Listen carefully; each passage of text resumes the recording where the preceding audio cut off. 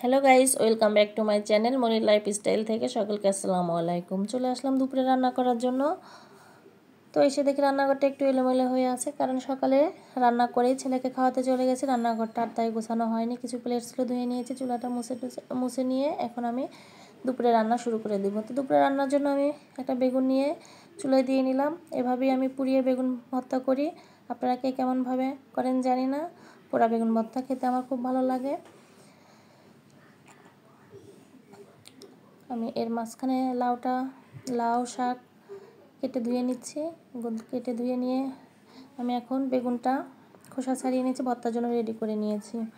তো এখন এই পর্যায়ে আমি এখন মাছটা ধুয়ে নেব ভালোভাবে। মাছটা ভালো করে ধুয়ে আমি একটু লবণ, মরিচ, হলুদ এই সব উপকরণগুলো দিয়ে আমি মাখিয়ে রেখে দেবো কিছুক্ষণ ম্যারিনেট করে নেব। তো মাছটাকে আমি কিছুক্ষণ রেস্টে রেখে দেব।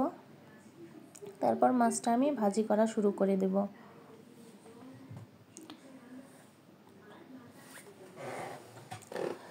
তো আমার মাছটা মাখানো হয়ে গেছে, আমি এখন রেস্টের জন্য রেখে দিয়ে চুলায় একটি পাত্র বসিয়ে দিলাম। পাত্রটি গরম হতে হতে আমি আর এক চুলায় লাউ কষানো শুরু করে দিলাম।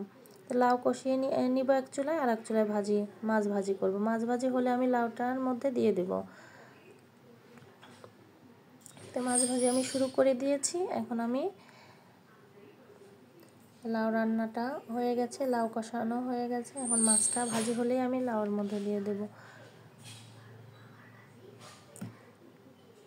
এই তো মাছটা আমার ভাজি হয়ে গেছে, এখন আমি তরকারির মধ্যে দিয়ে নামিয়ে নিলাম।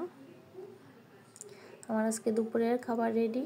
আমি বাঙালি, আজকে তাই বাঙালি খাবারই রান্না করেছি। বাঙালি খাবার খেতে আমার খুব ভালো লাগে। আপনারা আজকে বাসায় কে কী রান্না করেছেন কমেন্টে আমাকে জানাতে পারেন।